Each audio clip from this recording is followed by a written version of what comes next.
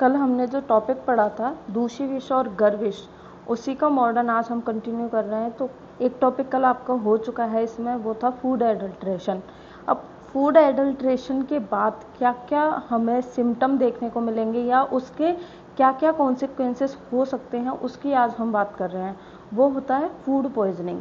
अगर फूड के अंदर किसी भी तरीके का एडल्ट्रेशन है या फूड कंटामिनेटेड है, तो नो डाउट जो भी फूड इंटेक करेगा, जो भी पर्सन उस कंटामिनेटेड फूड को इंटेक करेगा, उस पर्सन को क्या होगी, फूड पॉइजनिंग होगी। और ये तो बहुत कॉमन है, जब भी बहुत कॉमन है, हर किसी को जनरली होता ही रहता है। बाहर से कुछ ऐसा खा लिया, उसकी वजह से क्या होता है, जनरली लोगों को फूड पॉइजनिंग हो जाती है। तो हम बात करते हैं कि फूड पॉइजनिंग का मेन कारण रहता क्या है और फूड पॉइजनिंग के टाइप कौन कौन से होते हैं। मैं स्टार्ट करती हूँ टॉपिक। सबसे पहले इसका introduction. It includes all the illness resulting from ingestion of food contaminated bacterial and non bacterial product.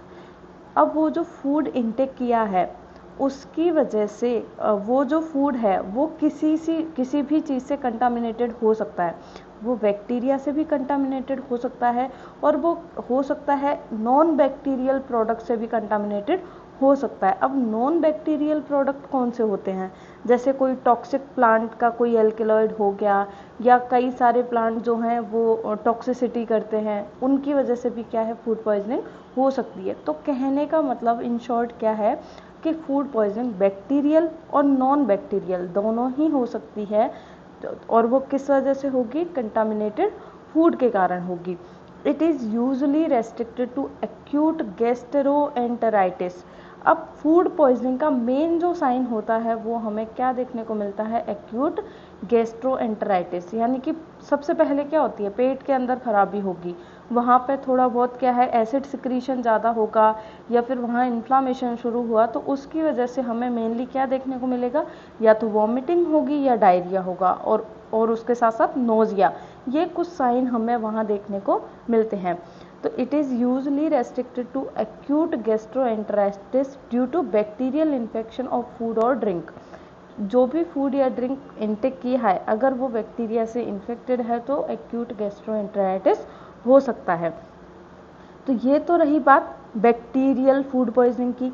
और नॉन बैक्टीरियल फूड पॉइजनिंग में क्या आएगा, the non bacterial products include poison derived from plants. तो कोई भी जो प्लांट है, जैसे अभी हमने इतने सारे पॉइजनस प्लांट पढ़े हैं, उनसे भी क्या हो सकता है, अगर बहुत कम डोज में लिया है, जैसे आपने कोई भी जो उसका फेटल डोज है वो एक्सीड नहीं किया, लेकिन थोड़ी बहुत डोज में ले लिया, जैसे मान लो किसी ने दंती ले ली, तो उससे क्या होगा, उसको परगेशन हो जाएगा। तो ऐसे भी साइन हमें देखने को मिल सकते हैं।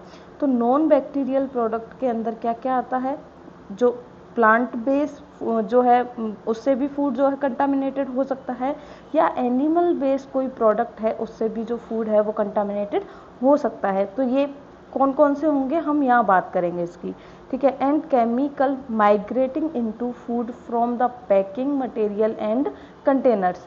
तो क्या क्या हो सकता है, नॉन बैक्टीरियल पॉइजनिंग किस वजह से हो सकती है, किसी भी टॉक्सिक प्लांट से हो सकती है, किसी एनिमल प्रोडक्ट से हो सकती है, या फिर किसी केमिकल से हो सकती है। और वो केमिकल कहाँ से आएगा, कि हमने जैसे मैंने कल भी आपसे बात की थी, कोई भी जो फूड है उसकी कई सारी प्रोसीजर्स होते हैं, कि उसको पहले जो है स्टोर किया जाएगा, फिर उसकी पैकेजिंग होगी, फिर उसका ट्रांसपोर्ट होगा, फिर उसका डिस्ट्रीब्यूशन होगा। तो इस सारी जो प्रोसेस है, ये जो सारा उसका चेन है फूड का, उसके अंदर अगर कोई केमिकल उसके अंदर चला गया है तो उसकी वजह से भी क्या हो सकती है, फूड पॉइजनिंग हो सकती है। तो chemical migrated into food from packing material and container. किसी कंटेनर से या कोई भी पैकिंग मटेरियल में आपने क्या यूज़ किया है, प्लास्टिक का कैसी प्लास्टिक आप यूज़ कर रहे हो, उस पर यह फूड पॉइजनिंग डिपेंड करता है। Type of food poisoning. Food poisoning के दो टाइप होते हैं, बैक्टीरियल फूड पॉइजनिंग और नॉन बैक्टीरियल फूड पॉइजनिंग। पहले से ही क्लियर है। बैक्टीरियल फूड पॉइजनिंग कब होगी, अगर किसी ने ऐसा फूड इंटेक किया जिस फूड के अंदर वायबल ऑर्गेनिज्म हो। कौन सा, salmonella typhi, very common. Salmonella typhi अगर फूड के अंदर प्रेजेंट है और वो अगर फूड जो है किसी पर्सन ने इंटेक कर लिया तो क्या होगी, बैक्टीरियल फूड पॉइजनिंग होगी। कॉमन सी बात है, इससे क्या हो जाएगा, उसको टाइफाइड हो जाएगा। ठीक है, तो साल्मोनेला टाइफी है, उसकी वजह से फूड पॉइजनिंग हो सकती है। Ingestion of bacterial toxins with food, अगर फूड के साथ कोई बैक्टीरियल टॉक्सिन जैसे क्लोस्ट्रीडियम है, क्लोस्ट्रीडियम की वजह से हमें बोटुलिज्म देखने को मिलेगा। तो उसमें क्या होगा, क्या होता है, जैसे मान लो कोई लंबे टाइम का पैकिंग फूड है, मार्केट के अंदर बहुत सारा पैकिंग फूड मिलता है, लंबे टाइम से वो पड़ा है, उसकी एक्सपायरी डेट वो सब निकल चुका है, फिर भी वो किसी ने खा लिया तो उसको क्लोस्ट्रीडियम की पॉइजनिंग हो सकती है। क्लोस्ट्रीडियम टेटेनाई जो क्या करेगा, टेटनस करेगा, उसकी पॉइजनिंग किसी को भी हो सकती है। तो वो फूड के अंदर कैसे आएगा, वो फूड के अगर फूड लंबे टाइम तक पड़ा रहता है, बहुत दिन तक, जैसे कोई भी वेजिटेबल है, कोई भी फ्रूट है, वो बहुत दिन तक पड़ा हुआ है और उसके अंदर अगर वो ग्रो कर गया क्लोस्ट्रीडियम तो उसकी भी क्या हो जाएगी, पॉइजनिंग हो जाएगी। तो इसके हमें क्लिनिकल फीचर क्या देखने को मिलेंगे, तो फूड पॉइजनिंग के जो क्लिनिकल फीचर होते हैं बहुत कॉमन है, आप सभी को पता होता है कि फूड पॉइजनिंग के जो बेसिक फीचर्स होते हैं वो क्या होते हैं। सबसे पहले है नोजिया, वॉमिटिंग, डायरिया, एक साथ ही। जैसे अभी गर्मी का मौसम है, अभी भी ये कॉमन बहुत ज़्यादा देखने को मिलेगा, वॉमिटिंग डायरिया बहुत ज़्यादा रहता है, वो किसी भी कारण से हो सकता है, लेकिन मैं जस्ट आपको समझाने के उस तरीके से बता रही हूँ। तो इसमें भी हमें वही सेम सिम्टम देखने को मिलेंगे, नोजिया, वॉमिटिंग, डायरिया, और क्या होगा, एब्डोमिनल क्रैम्प्स देखने को मिलेंगे, उसके पेट में दर्द होगा, कॉलिकी पेन होगा, क्रैम्प्स आएंगे, पेट में बहुत ज़्यादा पेन होगा, और डाइसेंट्री, डाइसेंट्री को हम क्या बोलते हैं, प्रवाहिका, जिसके अंदर भी ये दोनों चीज़ें हमें देखने को मिलेंगी। रुक रुक कर बार बार क्या है, वो लूज मोशन जाएगा, उसको वॉमिटिंग भी हो सकती हैं। तो ये तो हुआ बैक्टीरियल फूड पॉइजनिंग।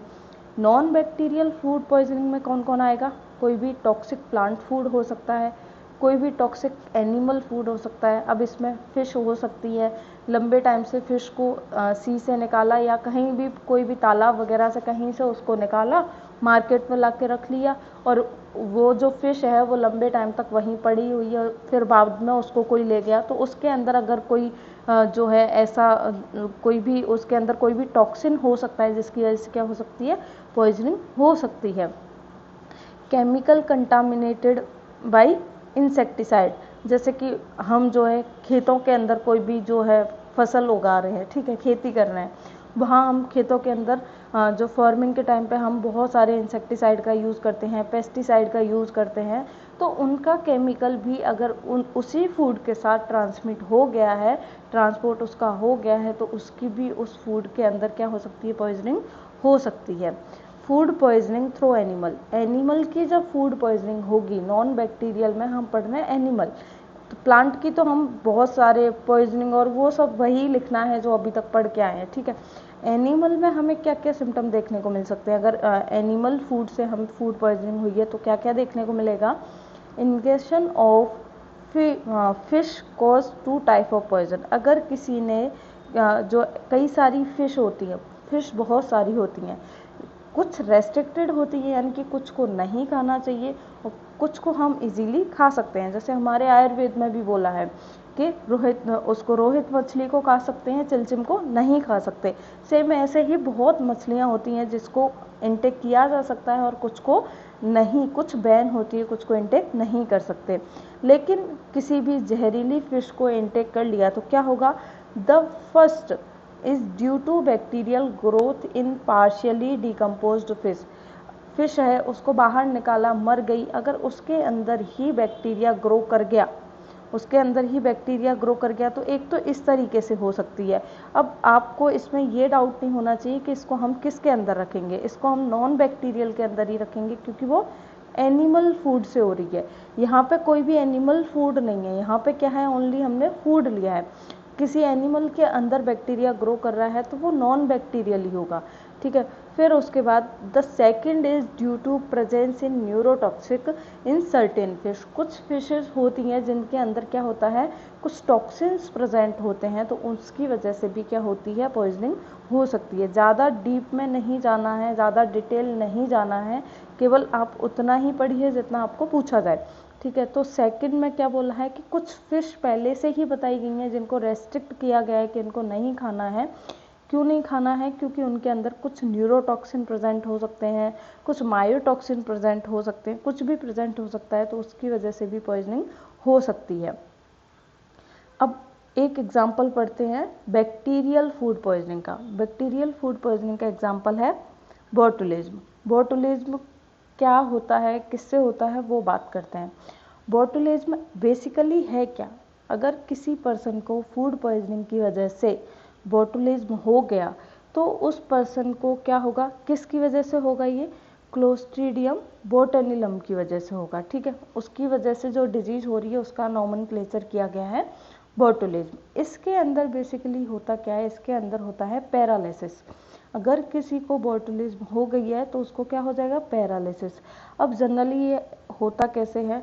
मान लो किसी कंटेनर के अंदर कोई भी फूड पड़ा हुआ है, कई दिन से ज़्यादा उसके अंदर फूड पड़ा हुआ है, और फिर उसको कई दिनों बाद 6-7 दिन बाद अगर उसको इंटेक कर लिया जाए तो इतने में उसके अंदर क्लोस्ट्रीडियम जो है वो ग्रो कर जाता है और उसकी वजह से किसी को भी क्या है? बोटुलिज्म हो सकता है। अब इसका जो क्लोस्ट्रीडियम का ऐसा क्या चीज़ होती है जिसकी वजह से बोटुलिज्म होता है या पैरालिसिस होता है? तो इसके अंदर एक न्यूरोटॉक्सिन प्रोटीन प्रेजेंट होती है जिसकी वजह से ये क्या करेगा? ब्रेन में जाएगा, सीएनएस पर जा कर के क्या करे? अब सीएनएस ही है हमारा पूरा बॉडी को जो कंट्रोल करने वाला है, मेन कंट्रोलर है वो कौन है? सीएनएस है। तो उसको ये क्या कर देगा? न्यूरोटॉक्सिक है तो नो डाउट सीएनएस के अंदर जाएगा, वहाँ जा कर के ये क्या करेगा? ये बॉडी के अंदर पैरालिसिस कर देगा। ठीक है, तो आपको एक तो बोटुलिज्म का जो है बैक्टीरिया याद रखना है, क्लोस्ट्रीडियम बोटेनिलम से हो रहा है, और इसके ये क्या काम करता है? इसके अंदर क्या होता है? न्यूरोटॉक्सिन होते हैं जिसकी वजह से क्या होता है? पैरालिसिस हो सकता है। इंक्यूबेशन पीरियड क्या रहेगा, यानी कि इनटेक के बाद कितनी देर में वो डिजीज है या बोटुलिज्म है वो डेवलप हो सकती है? तो 18 से 36 घंटे के अंदर बोटुलिज्म किसी भी पर्सन को हो सकता है अगर उसके अंदर क्लोस्ट्रीडियम जा चुका है तो। सोर्स क्या रहेगा? किस किस के साथ क्लोस्ट्रीडियम बॉडी के अंदर जा सकता है?